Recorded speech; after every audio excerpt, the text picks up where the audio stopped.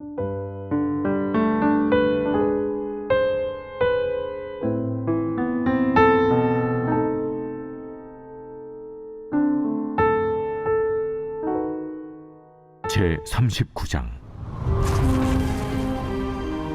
산염소가 새끼치는 때를 네가 아느냐? 암사슴이 새끼 낳는 것을 네가 본 적이 있느냐? 그것이 몇 달 만에 만삭이 되는지 아느냐? 그 낳을 때를 아느냐? 그것들은 몸을 구부리고 새끼를 낳으니 그 괴로움이 지나가고 그 새끼는 강하여져서 빈들에서 크다가 나간 후에는 다시 돌아오지 아니하느니라. 누가 들나귀를 놓아 자유롭게 하였느냐? 누가 빠른 나귀에 매인 것을 풀었느냐? 내가 들을 그것의 집으로 소금 땅을 그것이 사는 처소로 삼았느니라. 들나귀는 성읍에서 찌끄리는 소리를 비웃나니 나귀 치는 사람이 지르는 소리는 그것에게 들리지 아니하며 초장 언덕으로 두루다니며 여러 가지 푸른 풀을 찾느니라. 들소가 어찌 기꺼이 너를 위하여 일하겠으며 내 외양간에 머물겠느냐? 내가 능히 줄로 매어 들소가 이랑을 갈게 하겠느냐? 그것이 어찌 골짜기에서 너를 따라 쏘래를 끌겠느냐? 그것이 힘이 세다고 네가 그것을 의지하겠느냐? 내 수고를 그것에게 맡기겠느냐? 그것이 내 곡식을 줍으로 실어오며 내 타작마당의 곡식 모기를 그것에게 의탁하겠느냐? 타조는 즐거이 날개를 치나 학의 깃털과 날개가 깼느냐? 그것이 알을 땅에 버려두어 흙에서 도어지게 하고 발에 깨어질 것이나 들짐승에게 밟힐 것을 생각하지 아니하고 그 새끼에게 모질게 대함이 제 새끼가 아닌 것처럼 하며 그 고생한 것이 헛되게 될지라도 두려워하지 아니하나니 이는 하나님이 지혜를 베풀지 아니하셨고 총명을 주지 아니함이라. 그러나 그것이 몸을 떨쳐 뛰어갈 때에는 말과 그 위에 탄 자를 우습게 여기느니라. 말에 힘을 네가 주었느냐? 그 목에 흩날리는 갈기를 네가 입혔느냐? 네가 그것으로 메뚜기처럼 뛰게 하였느냐? 그 위험스러운 콧소리가 두려우니라. 그것이 골짜기에서 발굽질하고 힘있음을 기뻐하며 앞으로 나아가서 군사들을 맞되 두려움을 모르고 겁내지 아니하며 칼을 대할지라도 물러나지 아니하니 그의 머리 위에서는 화살통과 빛나는 창과 투창이 번쩍이며 땅을 삼킬 듯이 맹렬히 성내며 나팔 소리에 머물러 서지 아니하고 나팔 소리가 날 때마다 힝힝 울며 멀리서 싸움 냄새를 맡고 지휘관들의 호령과 외치는 소리를 듣느니라. 내가 떠올라서 날개를 펼쳐 남쪽으로 향하는 것이 어찌 내 지혜로 말미암음이냐? 독수리가 공중에 떠서 높은 곳에 보금자리를 만드는 것이 어찌 내 명령을 따름이냐? 그것이 낭떠러지에 집을 지으며 뾰족한 바위 끝이나 험준한 데 살며 거기서 먹이를 살피나니 그 눈이 멀리 봄이며 그 새끼들도 피를 빨아니 시체가 있는 곳에는 독수리가 있느니라. 오늘 우리에게 주시는 하나님의 말씀은 욥기 39장입니다.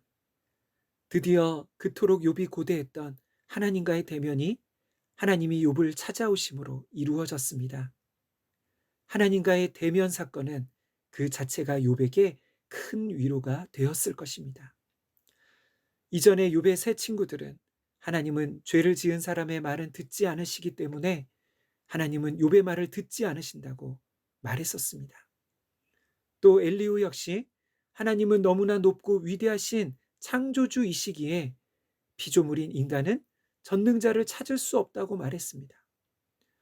물론 하나님과의 대면이 욥이 하나님을 찾은 것이 아니라 하나님이 욥을 찾아오신 사건이긴 하지만 하나님의 등장은 그들이 틀렸고 욥이 옳았음을 보여주고 있습니다. 하나님은 고난당하고 있는 욥의 모든 상황을 보고 계셨고 욥이 하는 모든 말도 듣고 계셨습니다. 그러면 이제 하나님이 욥의 질문에 대하여 왜 욥이 이런 고난을 당하고 있는지 대답해 주셨을까요? 아마도 우리는 하나님께서 고난과 고통 가운데 있었던 욥을 위로해 주시면서 욥기서 1장과 2장에 있었던 천상에서 어떤 일이 있었는지 설명해 주시고 욥아, 그동안 정말 잘 인내했구나. 그런 말씀을 기대할지도 모르겠습니다.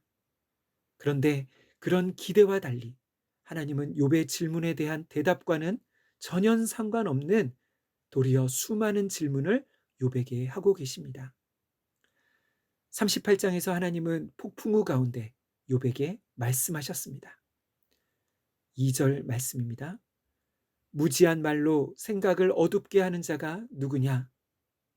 하나님의 첫 번째 말씀은 지금까지 하나님에 대하여 불평하며 자신에게 이런 고난을 주신 하나님이 불의하시다고 말했던 욥의 무지함과 교만을 책망하는 말씀이었습니다. 그리고 동시에 이 말씀은 욥의 세 친구들과 엘리후에게도 해당되는 말씀입니다. 다시 말해 욥은 세 친구들의 말과 같이 그의 죄 때문에 고난받은 것이 아니었습니다. 또 욥이 자기의 무고함을 변호한 것 때문에 책망하시는 것도 아니었습니다. 이 말씀은 누구도 하나님에 대하여 온전하게 아는 자는 없다는 의미입니다. 그 후에 하나님은 욥에게 너는 대장부처럼 허리를 묶고 내가 내게 묻는 것을 대답할지니라고 하십니다. 이 말씀은 하나님께서 욥아 이제 한번 나와 변론해 보자. 그런 하나님의 대화의 초청과 같습니다. 네가 가진 모든 지식과 지혜를 총동원해서 내 말을 듣고 잘 생각해 보고 대답해 보라는 것입니다. 그리고 이제 38장에서 시작되는 하나님의 질문의 형식으로 된 말씀이 39장까지 이어집니다. 38장에서 하나님은 욥에게 그분이 창조하신 세계를 보여주시며 질문하십니다. 내가 땅의 기초를 놓을 때에 너는 어디 있었느냐? 하나님이 세상을 창조하실 때 욥은 어디 있었습니까? 네, 아직 태어나지도 않았습니다. 그리고 창조 때 욥뿐만 아니라 모든 인간들도 존재하지 않았습니다. 다시 말해 하나님의 모든 질문에 대하여 욥이 할 수 있는 대답은 무엇입니까? 하나님, 이 모든 일은 제가 하지 않았습니다. 모든 일이 전부 하나님이 하신 일입니다. 이런 것이지요. 이렇게 계속되는 하나님의 질문은 무생물인 것에서부터 동물로 나아가고 있습니다. 이 부분은 마치 하나님께서 욥에게 동물의 왕국을 보여주시는 것 같습니다. 그래서 여기에 나오는 동물들은 말을 제외하고서 야생에 살아가는 사람들이 보기 쉽지 않은 그런 동물들입니다. 38장 39절부터 동물들이 나오고 있는데요. 첫 번째는 가장 강한 동물인 사자와 가장 연약해 보이는 어린 까마귀 새끼입니다. 38장 39절입니다. 네가 사자를 위하여 먹이를 사냥하겠느냐? 젊은 사자의 식욕을 채우겠느냐? 하나님께서는 욥에게 네가 사자에게 먹이를 줄 수 있겠느냐고 물으십니다. 답은 할 수 없다입니다. 욥은 맹수인 사자에게 다가가 먹을 것을 줄 수 없습니다. 다시 말해 사자의 먹이는 사자가 사냥해서 잡은 짐승인 것이지요. 그러면 그 사자에게 사냥하는 법을 가르쳐 주신 이가 누구십니까? 바로 하나님이십니다. 두 번째는 어린 까마귀 새끼입니다. 스스로 먹을 것을 찾을 수 없는 어린 까마귀도 먹이시는 분이 누구십니까? 바로 하나님이십니다. 하나님은 맹수인 사자도 가장 연약한 새 새끼도 돌보시고 먹이시는 분이십니다. 이제 그 다음에는 산염소와 암사슴이 나옵니다. 39장 1절부터 4절에는 야생에서 살아가는 산염소와 암사슴이 나오고 있습니다. 여기서 핵심은 모든 동물들의 번식하게 하시고 자라게 하시는 분도 하나님이라는 것입니다. 1절엔 염소와 암사슴이 새끼를 베고 출산하는 장면입니다. 2절은 그 동물들의 임신 기간을 아느냐고 욥에게 물으십니다.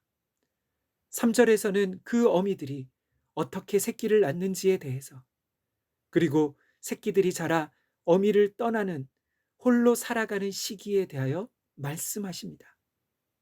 여기서도 모든 동물들의 생식하고 살아가는 모든 과정을 하나님께서 주관하신다는 것이지요. 그리고 들나귀와 들소에 대한 내용이 나옵니다. 이것들은 사람이 길들일 수 없는 동물들의 대표인 것 같습니다. 그리고 13절에는 조금 독특한 동물이 나오는데요. 바로 타조입니다. 13절의 타조는 다른 새와 같이 날개와 깃털을 가지고 있기는 하지만 타조는 날 수 없는 새입니다. 타조는 알을 낳는데 그 알을 안전한 나무 위나 바위 틈의 둥지에 낳는 것이 아니라 모든 동물들이 다니는 땅 위에 낳습니다. 그래서 타조알은 다른 동물들의 먹잇감이 되기가 쉬운 것이지요. 그러면 타조는 왜 이렇게 자기가 낳은 알들을 잘 지키지 못할까요? 그 이유는 하나님이 타조에게 지혜와 총명을 주지 않으셨기 때문입니다. 그래서 타조는 어리석은 동물 중에 하나인 것이지요. 그러나 하나님이 타조에게 주신 것도 있습니다. 그것은 빨리 달리는 능력입니다. 타조가 달리기 시작하면 말과 그 탄자를 우습게 여길 정도로 빠릅니다. 핵심은 타조와 같이 각각의 모든 동물들에게 그 고유한 특성을 주신 분이 하나님이라는 것입니다. 그러면 지금까지 이런 동물들에 대한 말씀을 통해 하나님께서는 욥에게 무슨 말씀을 하고 싶으신 것일까요? 그것은 바로 야생의 모든 동물들이 다 하나님께서 먹이시고 돌보신다는 것이지요. 그러면 인간은 어떨까요? 하물며 사람은 어떻겠느냐는 것입니다. 사랑하는 성도 여러분, 지금까지 하나님의 모든 말씀은 단순히 욥을 책망하시고 욥이 잠잠히 하나님께 순종하라는 말씀만은 아닌 것 같습니다. 하나님은 욥을 찾아오셔서 하나님과 변론의 상대로, 다시 말해 그분과 대화의 상대로 불러주셨습니다.